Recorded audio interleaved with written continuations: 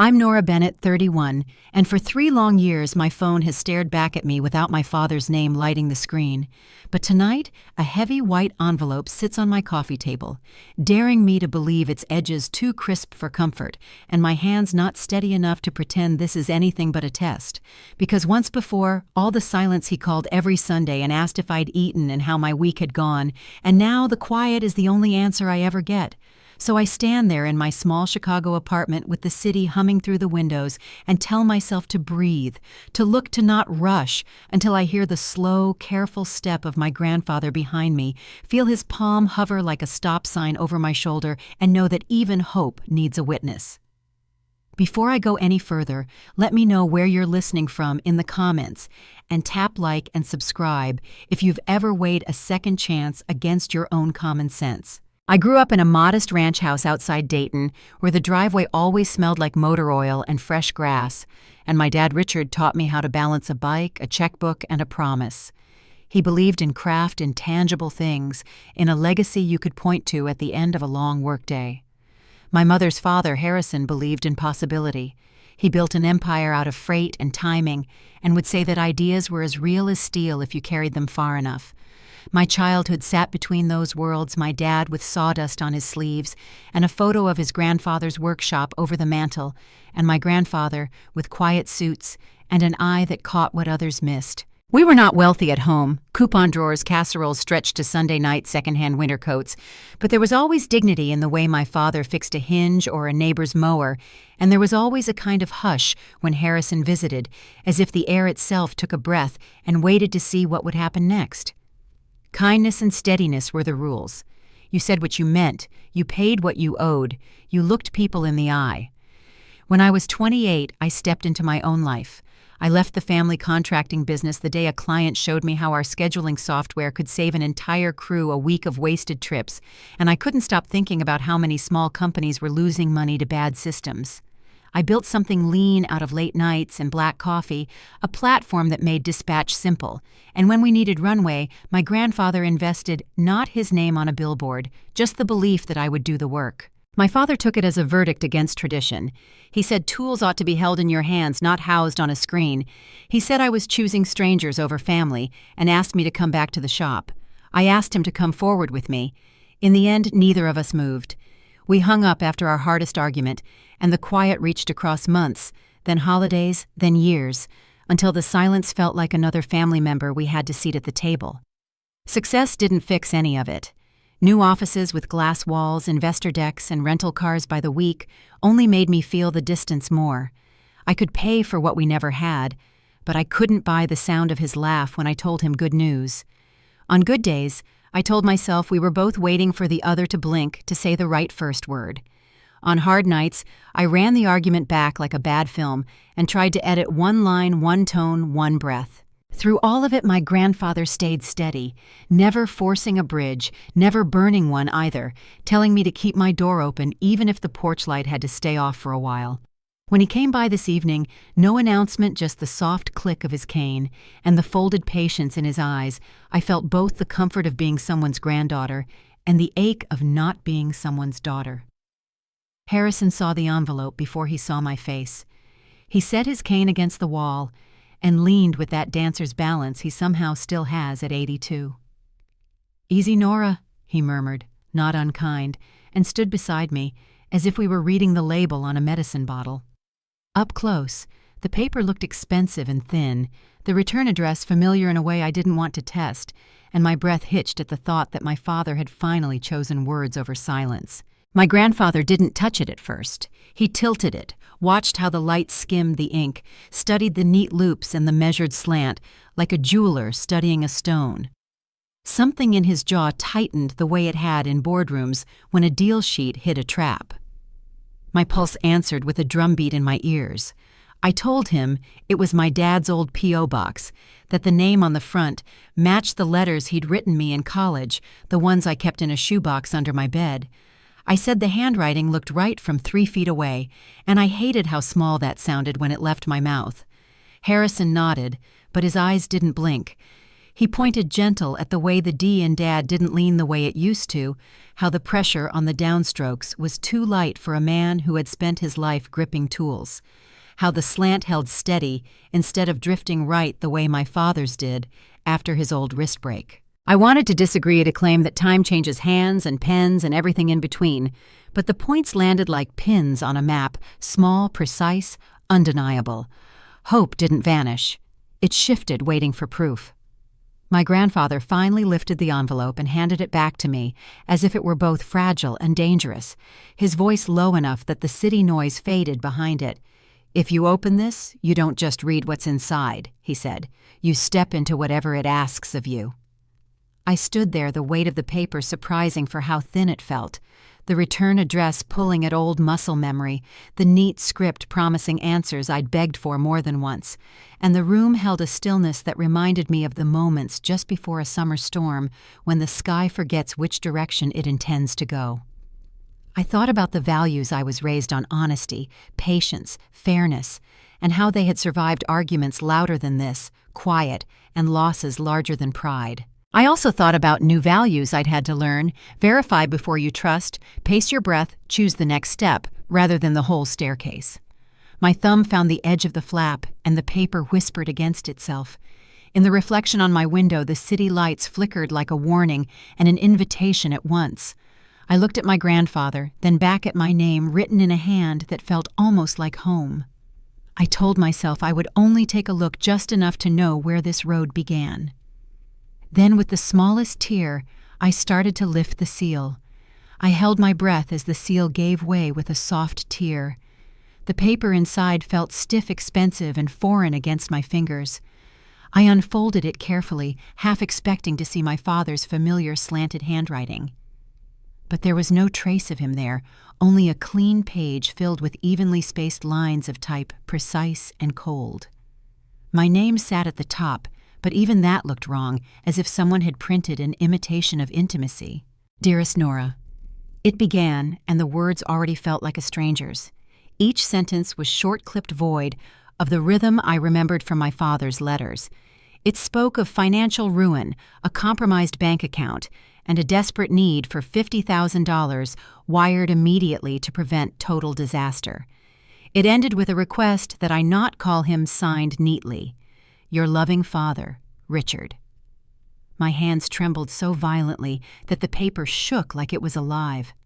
I read it again, slower this time, searching for something, an inside joke, a turn of phrase, anything that felt like him. But there was nothing. Every word carried the weight of calculation. Behind me, my grandfather didn't say a thing.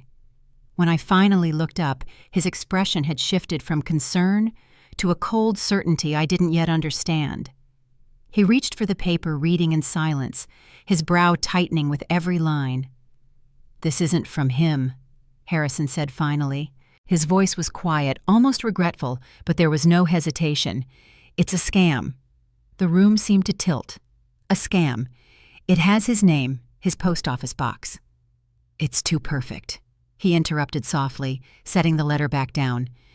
"Your father's handwriting had weight to it. He pressed hard when he wrote, like the words had to mean something or they weren't worth saying. This," he pointed to the printed text, "this doesn't mean anything. I didn't want to believe him. I didn't want to believe that anyone would use something so personal, so raw as bait." My grandfather stepped closer, steadying me with one hand on my shoulder.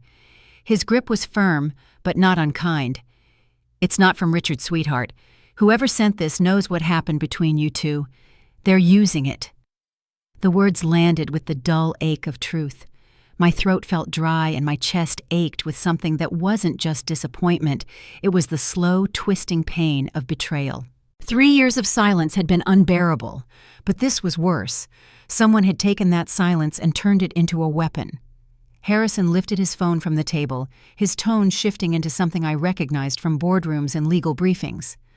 "I'll have a contact at the precinct. Look into this," he said. "They'll trace the letter, the account number, everything." But I shook my head. "Not yet." My voice came out rough but steady. "This is family. If we bring the police in now, it'll just get messy. Let's find out who did this first."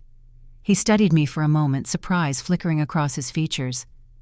"You sound like me," he murmured, half a smile tugging at one corner of his mouth. "What do you have in mind? Whoever sent this knows about the fight, about the silence. That means it's not a random scammer. It has to be someone close to him." For a moment we just stared at each other, both thinking the same name before it was said. Carol, my father's ex-wife. She had entered his life not long after I left it, beautiful, polished with a sweetness that never quite reached her eyes.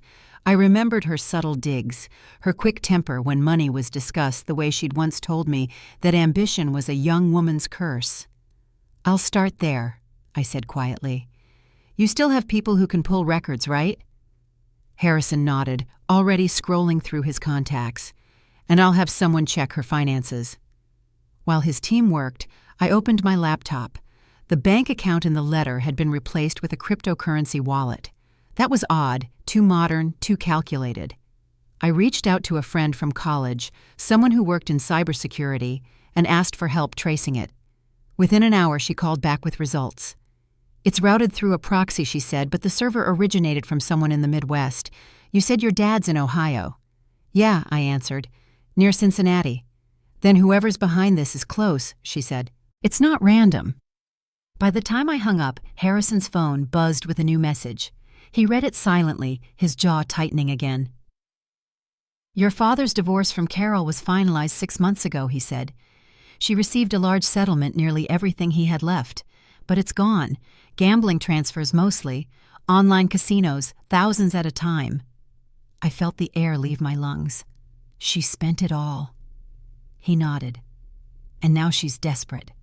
It hit me in pieces, the timing, the fake handwriting, the sudden plea for cash. Carol had drained my father dry, and now she was coming after me. I stared down at the letter again, at the words meant to sound like his voice, and saw only hers, cunning, rehearsed, manipulative. "She's counting on you to believe it," Harrison said.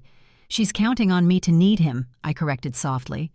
We stayed up half the night planning what came next. Harrison's legal advisor confirmed that the letter could fall under wire fraud if we could prove intent, but we needed more.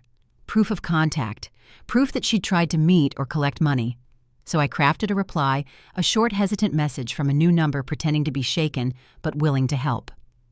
"Dad," I typed, "I don't have the full amount right now, but I can bring some cash tomorrow. Maybe we can meet first." The reply came faster than I expected. "Tomorrow noon, downtown. Don't tell anyone." When I showed the message to Harrison, he frowned. She took the bait. We agreed to meet at a small cafe in the center of the city, a place neutral enough not to raise suspicion. Harrison would sit nearby, a quiet observer, while I confronted her face to face. I didn't know if she'd come herself or send someone else, but either way, I'd get my answers. The next morning, I barely slept. I dressed in something simple, the kind of outfit that didn't invite questions. Black slacks, a cream sweater, hair pulled back. Harrison drove, his silence calm but watchful. When we arrived, he took a seat a few tables away, newspaper in hand, his reflection visible in the cafe window. I chose a corner booth and waited. The door chimed, and there she was. Carol Whitman in a coat that looked too new for someone who claimed to be desperate. She spotted me immediately, pasted on a sympathetic smile, and crossed the room with a performance polished by years of deception. "Nora, sweetheart," she said, sliding into the booth as if we were old friends. "I can't tell you how glad I am you reached out. Your father's in such a bad place." Her tone was sugary, but her eyes gave nothing. I folded my hands on the table. "Cut the act." "Carol," I said quietly, "I know it wasn't my dad who sent that letter." She blinked once, the smile faltering for a heartbeat before returning thinner now. "I'm not sure what you're implying." "You forged his handwriting," I continued. "You used his old stationery, his post office box. You knew exactly what words to use to make me believe it." Her expression hardened. "You walked away from him, Nora. He was heartbroken. I was the one who stayed." "No," I said, leaning forward. "You stayed long enough to drain every cent he had. Now you're out of money and you thought you could squeeze me for more." Carol's lips pressed into a line. "You don't have proof." I smiled faintly. "Actually, we do. Handwriting analysis, bank records, gambling transfers, all leading straight to you." Her eyes darted toward the exit. The moment she stood, 2 plainclothes officers near the counter turned and intercepted her. Harrison had called them earlier just in case. Carol Whitman, one officer said, showing his badge, "You're under arrest for fraud and identity theft." She froze, her voice sharp and brittle. "You can't prove anything." But the officers were already reading her rights. The cafe fell silent as they led her out, her coat swinging behind her like a curtain closing on the last act of a play. I sat there watching through the glass as she disappeared into the patrol car, and only then did I realize my hands were still shaking. Harrison came over, resting a hand on the table. "It's done," he said quietly. "You did well." But the victory felt hollow. For all the planning, all the anger, none of it answered the question that still ached in my chest: what had become of my father? I looked down at the letter again, lying between the coffee cups, its edges curling slightly from the heat. The forged words that once promised connection had led only to another loss. I didn't know where my father was or how deep the damage ran, but I knew this much: the silence wasn't protecting him anymore. When we left the cafe, the winter air felt sharper, cleaner somehow, but it carried a new weight. Harrison opened the car door, his eyes steady on mine. "Now," he said, "we find out the rest." I nodded, clutching the letter one last time before tucking it into my coat pocket. Somewhere out there, my father was living in the wreckage Carol left behind. And tomorrow, I was going to face him. The drive to my father's house was quiet. Winter lights spread thin across the road, the kind that made everything look washed out and distant. I hadn't been back in 3 years, not since the day I packed my car and left after our final argument. The closer we got, the slower I breathed. Harrison sat beside me, his hand resting lightly on the console, the kind of silent reassurance only someone who has seen enough heartbreak knows how to give. When we turned onto Maple Ridge Drive, the sight of that familiar white fence hit me like a memory I hadn't wanted to unpack. The house looked the same, but smaller somehow. Shutters still painted the same forest green, the rose bushes trimmed in neat lines. My father's pride had always shown in the details, but now the place felt empty. I parked at the curb, my hand still on the wheel long after the engine stopped. "You sure you want to do this alone?" Harrison asked quietly. "I need to," I said. "He deserves that." He nodded once, understanding. I stepped out, pulling my coat tighter against the wind, and walked up the driveway that had once been the runway for my first bike ride. Every step felt heavier than the last. When I reached the porch, I paused. The doorbell gleamed in the same brass he used to polish every spring. I pressed it, and the sound echoed faintly inside a chime that once meant dinner's ready or welcome home. The door opened a few moments later, and there he was. My father stood in the doorway, but not the man I remembered. His hair had thinned, his shoulders curved forward, and his eyes carried a tiredness that no amount of rest could fix. The confident builder who once lifted beams with his bare hands now looked like the weight of his own life had been too heavy to hold. "Nora," he said softly, almost like he wasn't sure it was really me. "Hi, Dad," I answered, my throat tight. "Can I come in?" He hesitated, glancing past me toward the street, as if expecting someone else to be there. "If this is about the letter—" His voice faltered. "I don't know what that was. Please just leave it alone." "Dad, it's not what you think," I said, stepping forward before he could close the door. "It wasn't from you. Carol forged it." The name froze him in place. His eyes widened, the color draining from his face. For a long moment he didn't speak. Then without a word he stepped back and let me in. The house smelled faintly of dust and old coffee. Furniture sat exactly where it always had, but the warmth was gone. The photos that once lined the hallway our fishing trip. The cabin he built my college graduation were missing their outlines, still faintly visible on the walls. He led me into the living room and sank into his worn armchair like someone who'd been holding himself upright for too long. "She's gone," he asked quietly. "She's been arrested," I said. "Fraud, identity theft, the letter, everything." He looked down at his hands, the calluses still there but dulled with time. His voice cracked when he finally spoke. "She took everything, Nora. The house, the business, my savings. Everything." I moved closer, kneeling beside the chair. "I know," I whispered. I'm so sorry." He shook his head, tears starting to gather. "I was so stupid. I thought she loved me. After you left, His words broke off his face, twisting with grief. "I was so lonely. She made me feel like I wasn't alone anymore." I didn't know what to say. I had spent 3 years being angry, convinced he'd chosen pride over love. Now, looking at him, I saw a man who had lost everything, not just money, but the very sense of himself. I reached for his hand, and he let me take it. His grip trembled. "She used me," he said after a long silence. "She used both of us." "She did," I said softly. "But it's over now." He leaned back, wiping his face.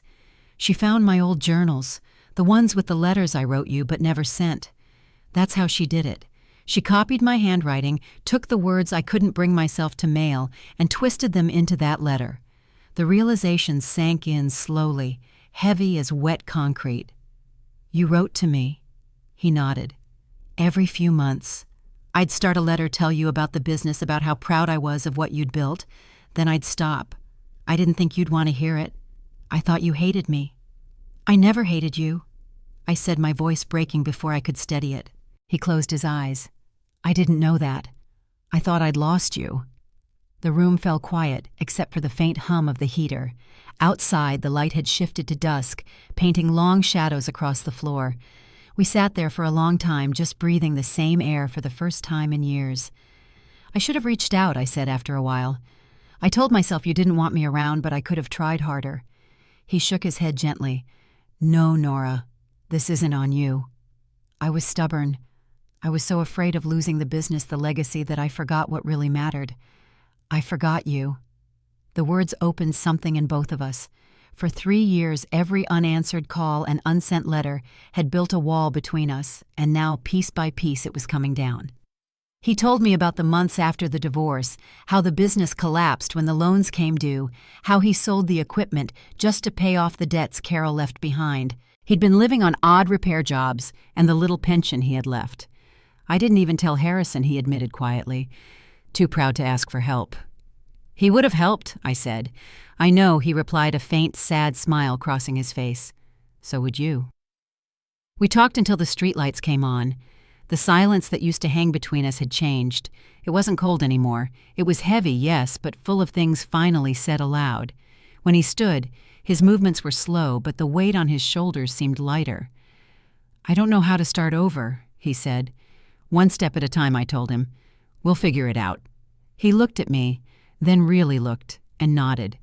"You sound like your mother." For the first time in years, I let myself smile.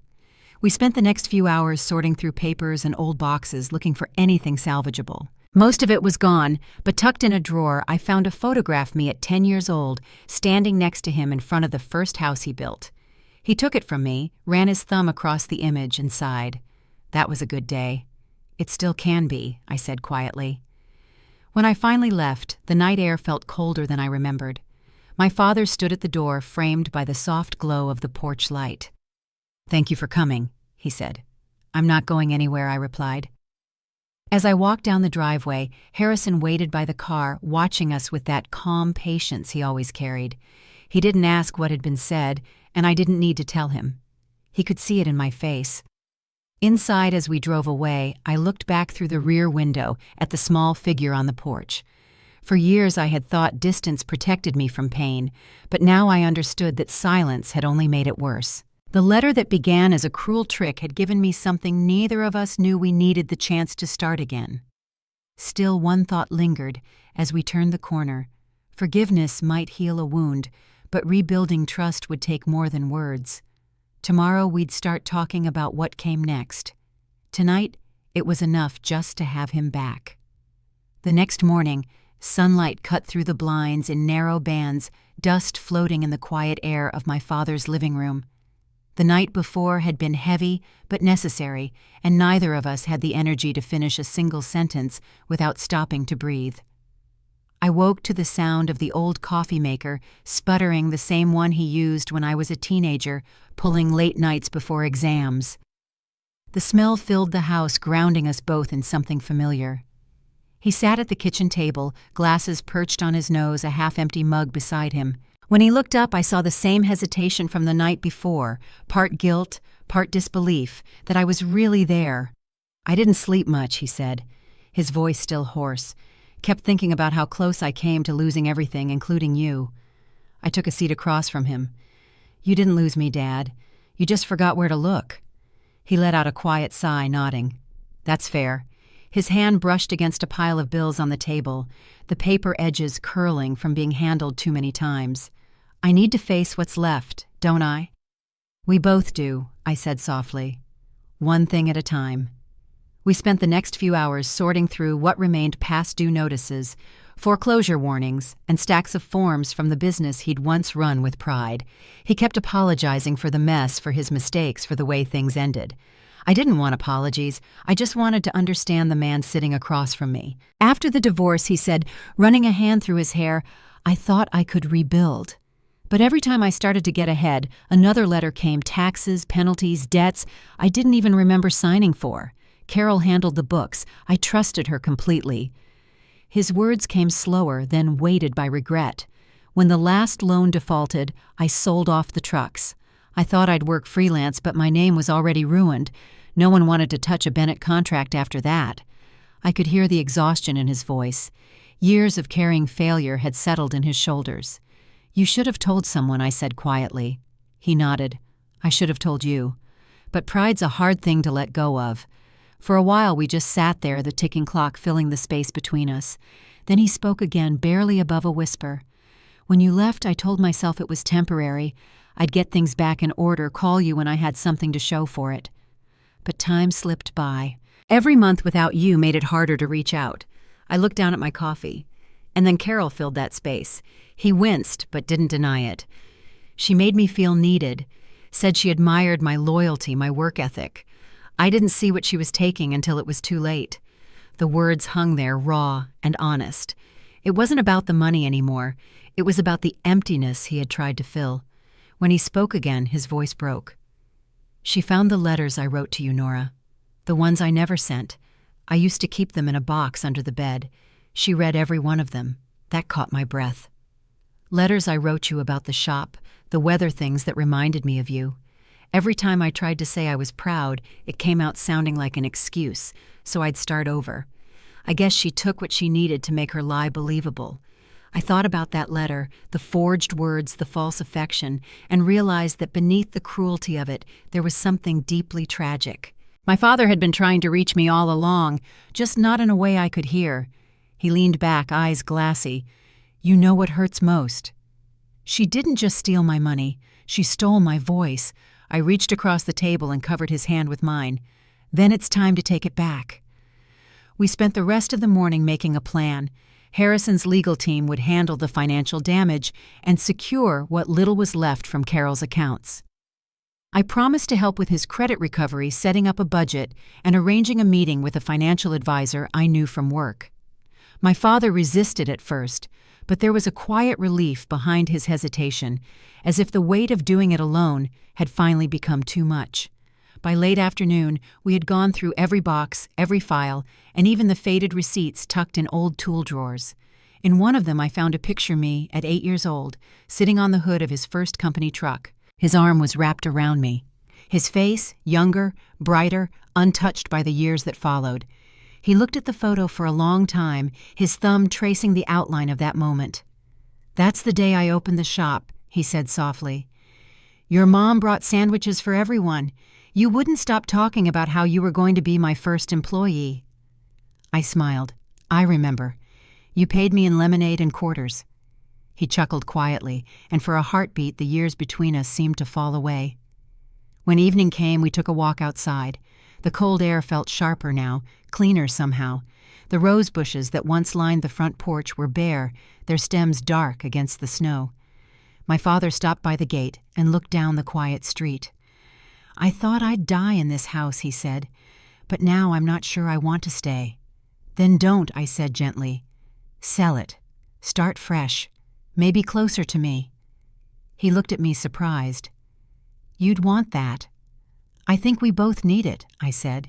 He nodded slowly, considering the idea, then gave a small, hopeful smile. "Maybe I'll take you up on that." Back inside, he poured us each another cup of coffee, the kind of small gesture that felt like peace. "You know," he said, setting the mug down carefully, "I used to think being a father meant building something solid enough for you to stand on. But I see now it's about walking beside you while you build your own." I couldn't speak for a moment. The sentence carried the weight of everything we'd lost and everything we might still find. We talked for hours after that, not about the past, but about the road ahead. He told me he wanted to go back to teaching carpentry part-time to share what he knew instead of clinging to what he'd lost. I told him I'd help him get the certifications updated. For the first time in years, the conversation wasn't about regret. It was about possibility. When it was finally time to leave, he followed me to the door. "You'll come back soon?" he asked. "I will," I said. "Next week." He nodded, and as I stepped out into the night, he added, "I owe you a real letter, you know, one that actually comes from me." I smiled, the kind that felt different, lighter. "I'll be waiting for it." Driving back to the city, the road felt less lonely than it had that morning. Harrison called just as I reached the first toll. "How's he holding up?" he asked. "Better," I said. "And so am I." There was a long pause before he spoke again. "Good. Then let's make sure it stays that way." I looked out at the skyline in the distance, lights flickering against the dark sky, and knew he was right. The hardest part wasn't finding justice for what Carol had done. It was rebuilding what silence had broken. And though forgiveness had started to take root, trust was still fragile. By the time I pulled into my driveway, I felt a quiet determination settle in. This wasn't an ending. It was the first real beginning we'd had in years. I didn't know what tomorrow would bring, but I knew one thing for sure: this time none of us were facing it alone. The following week moved quietly like a house after a storm. Every night I called my father before bed just to check in. His voice sounded stronger, each time steadier, though there was still a weariness behind it that didn't fade overnight. Harrison had arranged a meeting with one of his trusted advisors, someone who could help us make sense of the legal tangle Carol had left behind. He wanted us to go together. When I arrived that morning, my father was already dressed in a clean shirt and jacket waiting by the door. He looked nervous, but determined. "You sure I can't handle this on my own?" he asked. "You could," I said with a smile, "but you don't have to." We drove to a small office downtown, the kind with framed degrees on the wall and the faint smell of old paper. The advisor, Elaine Foster, greeted us with a calm professionalism that immediately put my father at ease. She had kind eyes and a measured way of speaking, as if she'd spent her career helping people rebuild from wreckage. "Mr. Bennett," she said, shaking his hand, "I've reviewed what your father-in-law's team sent over. You've been through a lot. Let's start fresh." Her words seemed to lift something off him. For the next 2 hours, she walked us through the numbers. Some losses couldn't be recovered, but there were still ways forward: settlements, frozen assets, the beginnings of restitution. It wasn't about money anymore. It was about stability. When the meeting ended, Elaine looked between us. "I've seen families fall apart after this kind of betrayal," she said gently. "You two are doing something most don't, showing up for each other." My father gave a faint, almost embarrassed smile. "I don't deserve it," he said quietly. Elaine shook her head. "You're doing the work now. That's what matters." Outside, the air was cool and bright. My father exhaled like he'd been holding that breath for years. "You know," he said, glancing at me for the first time in a long time, "I feel like I might actually be okay." "That's the goal," I said, "one day at a time." We walked a few blocks to a small diner afterward. It wasn't fancy, but it was the same one we used to visit when I was in high school after my weekend shifts at the hardware store. He ordered pancakes. I ordered coffee and toast. For a moment, it felt like we were back in those simpler years, just a father and daughter sharing breakfast without the weight of unspoken things. He watched the people passing by outside the window. "I spent so much time worrying about my reputation," he said. "What the neighbors thought, what my old clients might say if they saw me struggling. None of that mattered. I just couldn't see it." I stirred my coffee. "Sometimes you have to lose everything before you realize what's left still matters." He nodded. "Guess we both learned that the hard way." We finished breakfast in quiet companionship. Before I left, he handed me a folded piece of paper. "Started something last night," he said almost shyly. It's not finished, but I figured you'd want to see it. It was a letter, his handwriting imperfect and familiar, the rightward slant from his old wrist injury, clear as ever. I didn't read it right away. I just folded it carefully and slipped it into my purse. "Thank you," I said. He gave a small nod. "I wanted you to have something real this time." Back at my apartment, I finally opened the letter. The words were simple, but full of quiet effort. He wrote about how proud he was that I built my own life, how sorry he was for letting pride and fear keep him silent. It wasn't long, maybe half a page, but it said everything that 3 years of distance couldn't. That night I called Harrison. He answered on the second ring. "How's our reconstruction project going?" he teased lightly. "It's going," I said. "He's trying, Grandpa. That's more than I hoped for." "I knew he would once he saw the truth for himself," Harrison said. "Pride runs deep in this family, but so does love."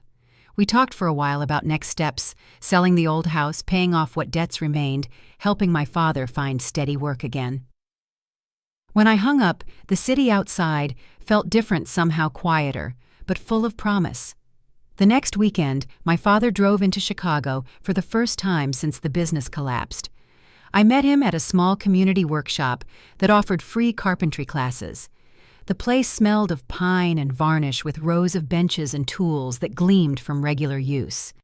The instructor, a man in his 40s named Dave, greeted him warmly. "You must be the one who used to run Bennett Construction," he said. "Heard a lot about your work. We could use an extra hand if you're interested." My father looked surprised.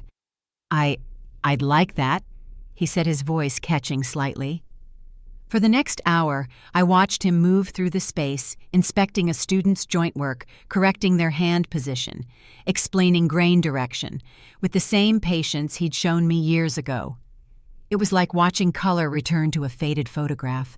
When the class ended, he turned to me, sawdust on his sleeve, and smiled. I forgot what it felt like to be useful. "You never stopped being that," I said.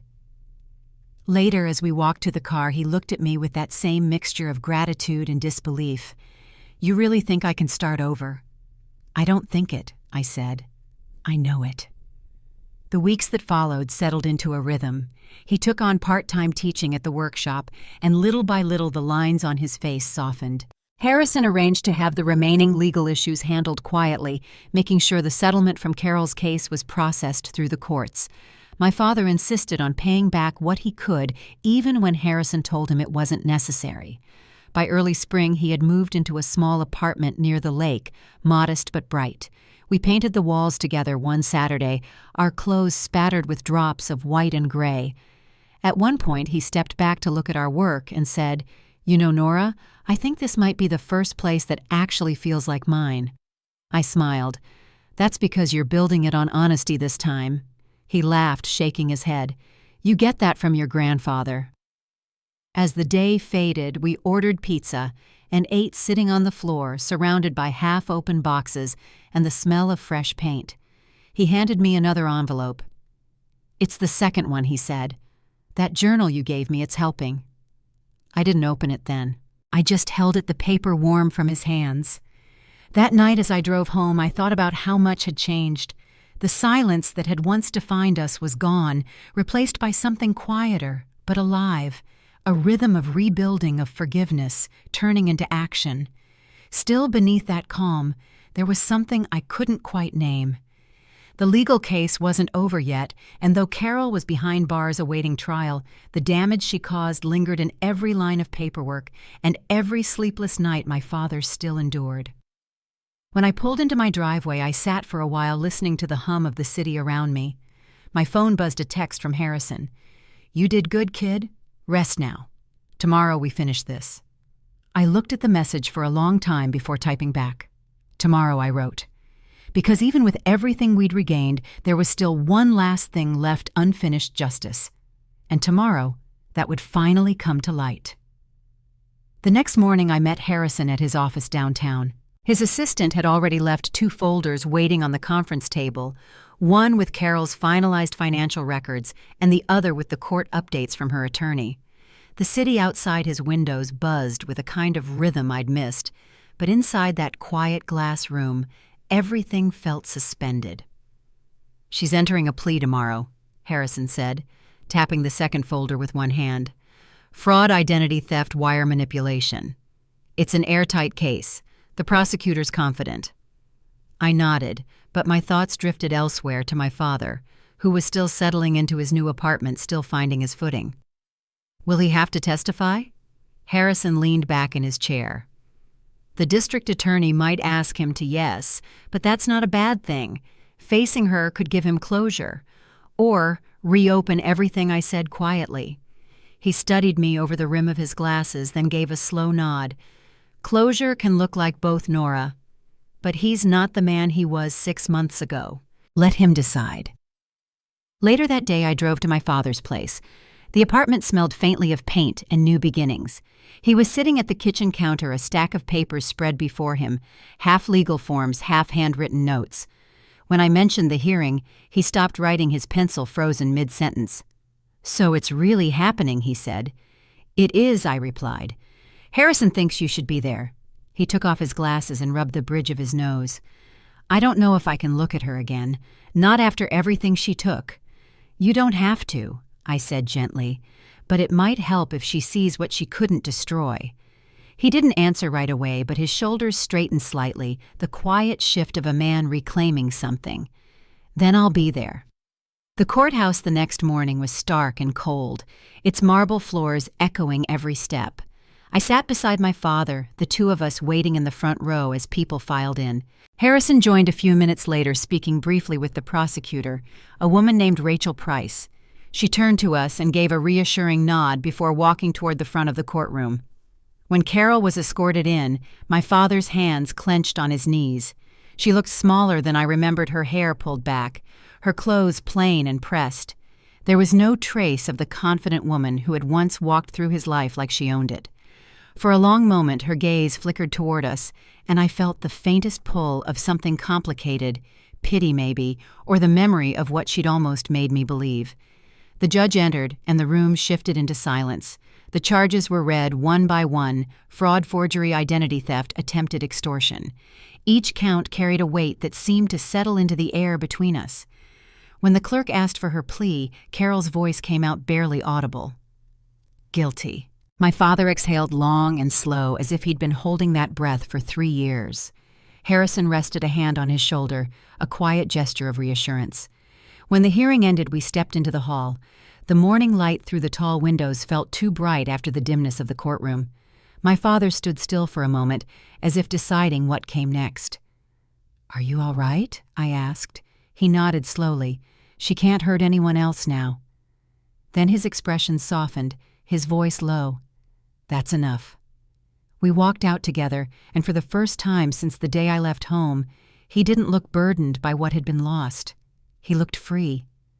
A few weeks later, Detective Lawson called with an update. He'd led the investigation from the beginning, tracing the digital trail from that first fake letter. "The court's moving faster than expected," he said. "Her sentencing is scheduled for next month. The DA wanted you both to know your testimony helped secure full restitution." I thanked him, though the word felt small compared to what it meant. When I hung up, I called my father. He was at the workshop, the hum of saws and voices filling the background. "They're finalizing everything I told him. It's over." He didn't speak for a second. Then he said, "Good. But it's not about what she owes anymore." "What do you mean?" "She didn't just take money, Nora. She took time. Years we can't get back. That's what I'm trying to earn now." The truth of it lingered after the call ended. He wasn't looking for revenge, just repair. And maybe that was the greatest difference between who he used to be and who he'd become. That weekend, Harrison invited us both to dinner at his estate, a small gathering meant to celebrate the end of the case. His house overlooked the lake, the lights shimmering across the water. It had always been a symbol of something unreachable when I was younger, but that night it simply felt like home. Over dinner, Harrison raised a glass. "To second chances," he said, "and to learning that silence isn't strength, it's survival until you remember your voice." My father smiled faintly, his eyes glassy in the candlelight. "You're a poet now, huh?" Harrison chuckled. "Don't tell anyone." The rest of the evening passed easily, filled with laughter that didn't need explanation. When it was time to leave, my father lingered at the door, looking out over the lake. "You know," he said quietly, I used to think this view was for people who never made mistakes. And now I think it's for people who've learned from them. Driving home, I thought about that first letter, the one that started all of this. How it had felt like a wound reopening, only to become the very thing that forced us to heal. I had spent so long trying to outrun my past, only to find that the only way through it was to stop running altogether. A few days later, my father came by the office with a box under his arm. "What's this?" I asked as he set it down on my desk. "Something I found in the attic," he said. Inside was a stack of old journals, the kind bound in worn leather. "They're the letters I wrote you. Every one of them." I lifted the top one carefully. The ink had faded, but his handwriting was still strong, slightly tilted, familiar in every stroke. "You kept them all this time. I couldn't throw them away," he said. "They were the only way I knew how to talk to you when I couldn't pick up the phone." For a while, neither of us spoke. Then I said, "You could start sending them now, one at a time." He smiled, the kind of quiet, genuine smile that comes when forgiveness stops being an idea and becomes a habit. Deal. That night, after he left, I opened the first journal. The pages smelled faintly of cedar and thyme. On the very first one, dated almost 3 years ago, he had written, "I hope she knows that I'm still proud of her, even if I can't say it out loud yet." The words blurred for a moment before I closed the book, a warmth settling deep in my chest.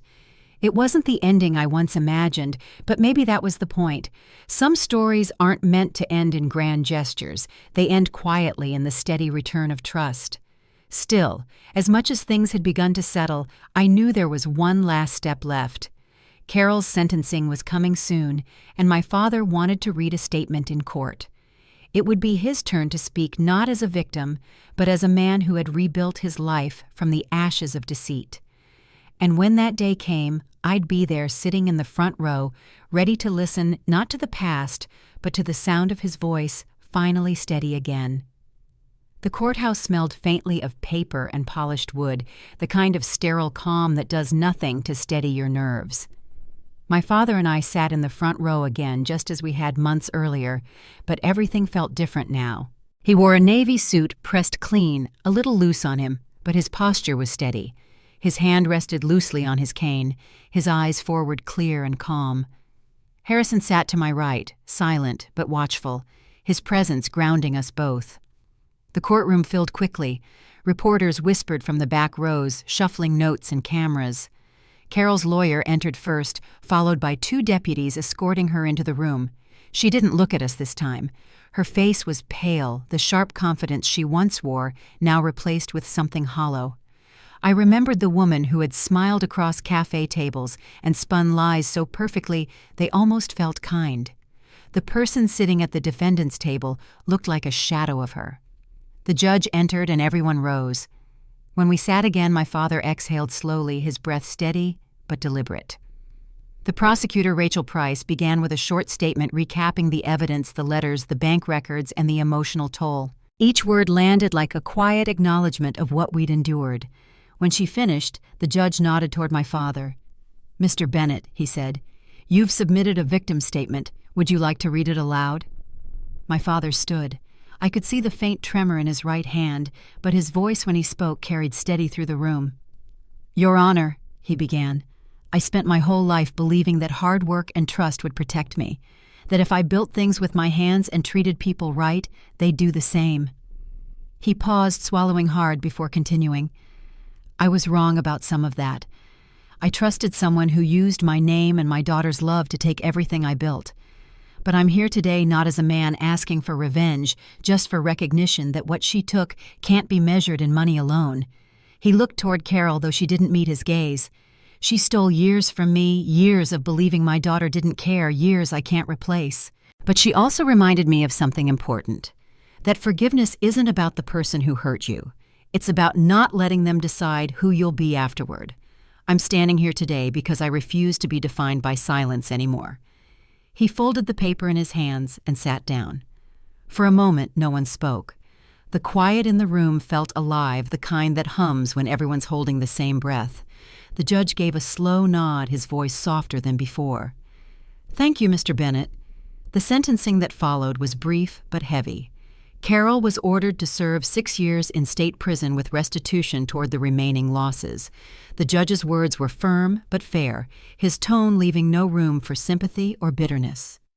When the gavel came down, I felt something shift inside me, a release I hadn't realized I'd been waiting for. As deputies led her away, Carol turned briefly in our direction. Her eyes flickered between us, landing on my father, then me. There was no apology in them, only exhaustion. I watched her disappear through the door, and for the first time since all of this began, I didn't feel anger, just distance wide and unbridgeable. Outside, the air was cold and bright. Harrison handed my father his coat, saying nothing at first.